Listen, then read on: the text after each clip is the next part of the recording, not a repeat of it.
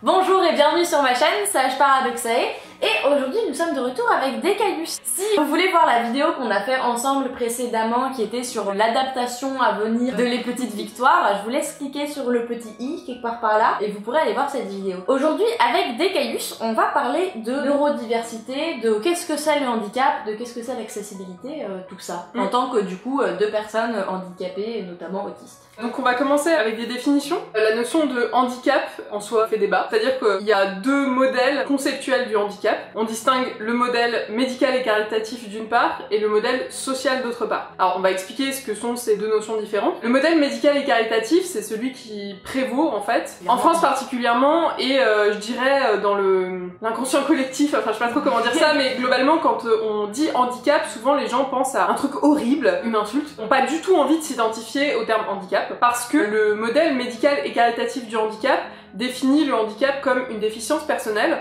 un truc à être corrigé, et érige la personne valide qui est capable d'un geste individuel efficace comme la norme, le standard, et ce vers quoi on doit tendre à tout prix. Donc ça, c'est pour le modèle médical et caritatif du handicap. Et le modèle social du handicap, qui a émergé dans les années 70 de la réflexion de personnes handicapées, c'est un modèle alternatif qui met en avant que le handicap, c'est une situation d'oppression collective. C'est-à-dire que ce qui fait qu'on est handicapé, c'est pas en soi une déficience qu'on aurait personnellement, c'est le fait que on a une idée de ce qui est bien en tant que société et que les personnes qui dérogent à cette norme sont exclues, n'ont pas la possibilité d'être autonomes, donc ça va être l'exclusion de l'espace public, la difficulté à trouver un emploi, un logement, plein de choses comme ça. Et donc le handicap c'est ça, c'est cette situation d'être mis à l'écart parce qu'on déroge à une norme qui est donc validiste, qui discrimine les personnes en situation de handicap. Et du coup, c'est vrai que spontanément, la première fois qu'on entend parler de ça, on se dit que le concept de modèle social du handicap est un peu bizarre, et pourtant en fait on l'utilise tous les jours. Et c'est particulièrement flagrant si on parle des lunettes par exemple, ou d'une manière générale des problèmes de vue assez classiques, genre être myope par exemple, comme nous. C'est-à-dire que objectivement, on a des choses qu'on ne peut pas faire avec notre corps au naturel, entre gros guillemets, voilà, sans lunettes, on a des difficultés, mais comme on a les moyens d'avoir des lunettes ou des lentilles, et que globalement tout le monde s'en fout qu'on porte des lunettes ou des lentilles, que les infrastructures sont faites pour accueillir les gens avec des lunettes, que c'est pris en compte dans la manière dont la société marche en fait. On n'a pas de gens non plus qui viennent nous voir en mode vous êtes tellement courageux de porter vos lunettes dans l'espace public. Donc du coup personne ne considère qu'être myope est un handicap, enfin à part éventuellement des myopies énormes sur lesquelles on aurait des difficultés à produire des lunettes. À partir du moment où il y a la possibilité facile, relativement accessible d'avoir des lunettes ou des lentilles, bah du coup on considère pas ça comme un handicap parce que bah ça l'est pas en fait. Et vous ne me considérez pas comme handicapé parce que je suis myope. Ce qui fait qu'en fait on est tous capables de se représenter le fait que quand il y a l'accessibilité nécessaire on n'est pas handicapé, donc d'utiliser le modèle social du handicap, mais qu'au contraire quand l'accessibilité est pas là, on va remettre la faute sur l'individu parce que c'est beaucoup plus facile que de reconnaître que nous en tant que société on ne fait pas l'effort de permettre à cette personne là de vivre correctement. C'est assez classique le fait d'individualiser un problème collectif pour qu'en fait la résolution elle est pas dans les mains des structures, des dirigeants. C'est à nous en tant qu'individus du coup de faire des efforts pour s'intégrer à une société qui fait rien pour qu'on s'intègre dans elle en fait. Et c'est pour ça que les termes de surmonter le handicap, c'est une aberration en fait quand on considère le modèle social du handicap. On peut pas surmonter ce que les autres nous font en fait. C'est à vous de surmonter le handicap finalement. C'est ça. Après voilà, il y a toujours des discours qui vont émerger de type oui mais bon quand même, quand on a tel handicap, eh ben, on souffre et il y a tel problème, etc.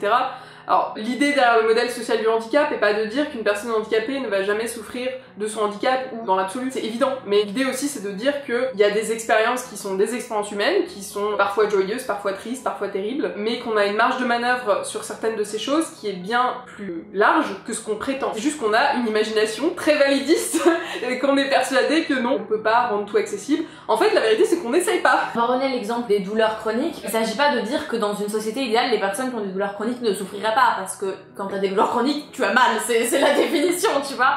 Mais dans une société où on ne forcerait pas les gens d'une manière ou d'une autre à faire les activités qui aggravent leur douleur, on leur donnerait accès aux outils, par exemple des attelles, par exemple des médicaments, par exemple des fauteuils roulants, qui leur permettent de ne pas accentuer ces douleurs etc. Les douleurs existeraient parce que on a des corps qui souffrent des fois, et certaines personnes plus que d'autres et pour des raisons diverses. Ce qu'on dit c'est pas on serait capable de faire disparaître la douleur, mais on a plein de choses à faire pour atténuer cette douleur et faire en sorte qu'on puisse vivre avec, et ces choses on les fait pas. On décide volontairement de pas les faire parce qu'il s'agit pas de dire les gens sont pas au courant.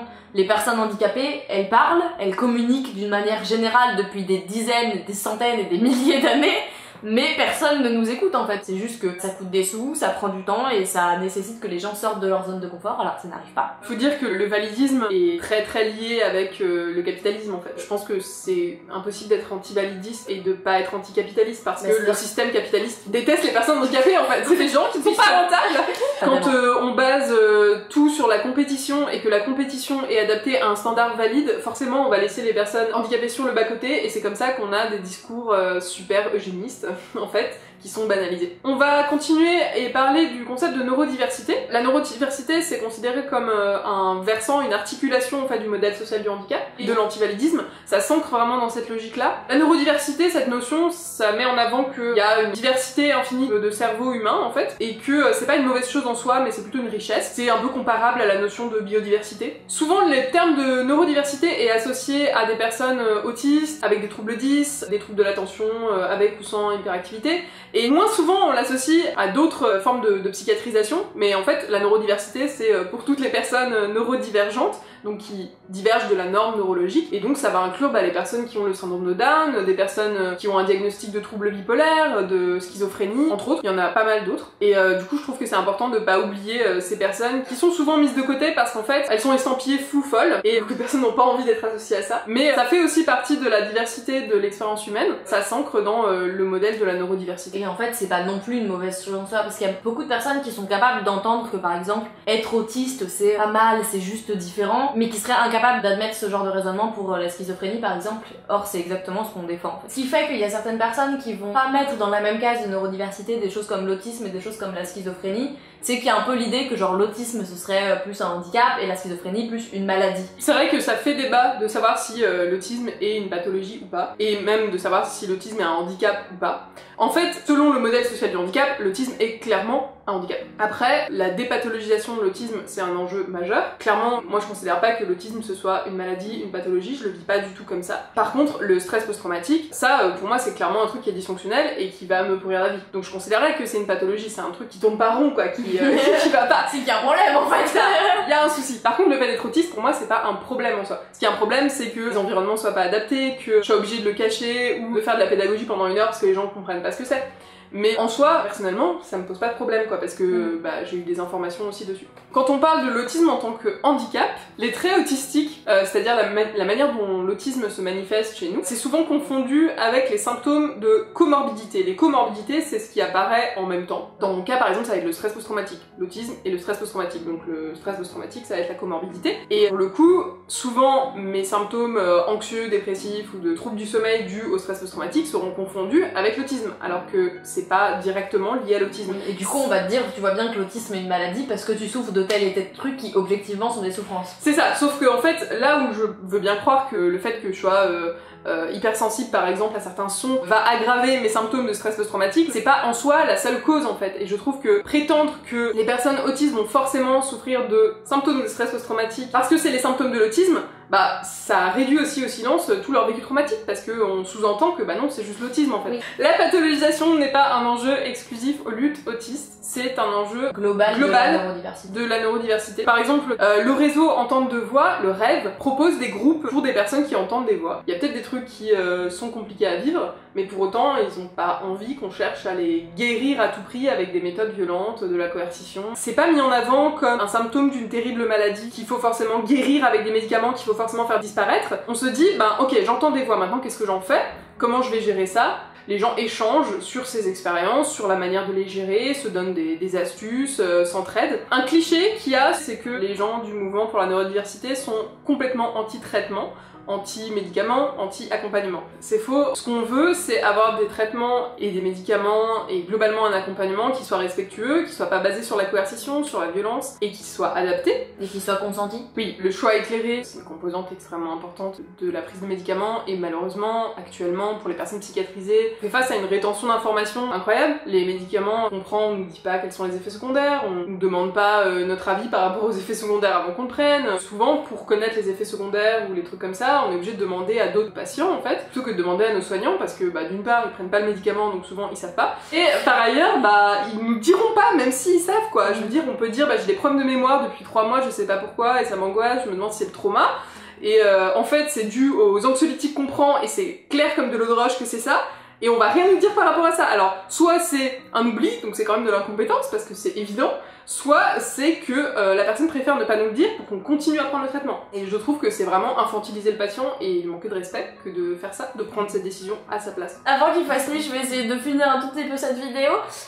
Donc l'objectif de tout ça et de théoriser le handicap de cette manière, c'est de lutter pour l'accessibilité. Et il y a un peu 2 trucs qu'on voulait dire sur l'accessibilité. C'est d'une part que l'accessibilité, c'est pas une option. C'est-à-dire qu'il s'agit pas de dire genre c'est accessible si on peut demander à avoir les clés de l'ascenseur. C'est accessible s'il y a l'ascenseur, il est là et qu'il est disponible. En dehors du fait que c'est assez humiliant et un non-respect total de notre vie privée de devoir déclarer qu'on est handicapé à chaque fois qu'on va quelque part pour avoir les aménagements possibles, il y a aussi le fait qu'il y a plein de personnes qui sont pas forcément en mesure de demander ça parce qu'elles ont des difficultés à communiquer, parce qu'elles sont anxieuses, parce que etc. Moi je sais que si je dois demander une clé pour un ascenseur, je serais jamais capable de le faire si je connais pas bien la personne en fait. Et troisièmement, il y a aussi le fait que souvent c'est des trucs genre si tu vas les demander, vraiment ils vont trouver un petit arrangement mais c'est pas vraiment prévu en fait.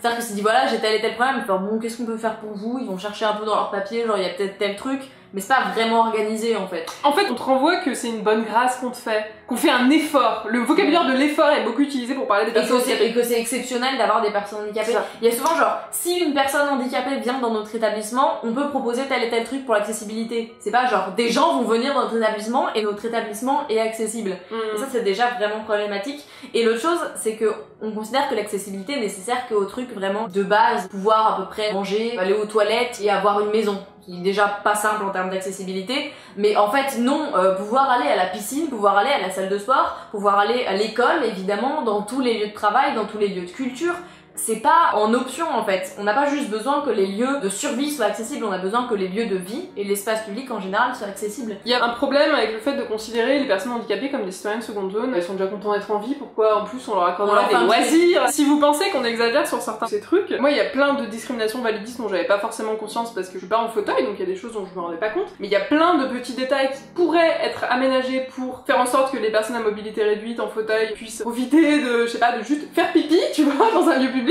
qui sont pas mis en œuvre. Les miroirs sont rarement inclinés pour être adaptés aux personnes en fauteuil. Et quand t'es assis, tu te vois pas dedans. Pour le déplacement, moi j'étais super choquée d'apprendre que la SNCF, il faut appeler la gare d'où on part et la gare où on arrive quand on est en fauteuil. Et avec de la chance, on aura quelqu'un qui arrive à l'heure pour aider à monter dans le train, pour donner la place à laquelle on a droit. Enfin, c'est inacceptable quoi. C'est un service public et normalement ça devrait être accessible. La loi emblématique qui concerne le handicap, c'est la loi de 2005 pour l'égalité des chances. Selon cette loi, c'est illégal de refuser une accommodation à une personne en situation de handicap. Dans les faits, c'est pas appliqué partout. On se retrouve très souvent à devoir rouler dans les brancards pour faire respecter nos droits. Des fois, ça nous mettra en danger pour qu'on puisse le faire. Et du coup, c'est vraiment le cas. On n'y va pas. C'est vraiment nul.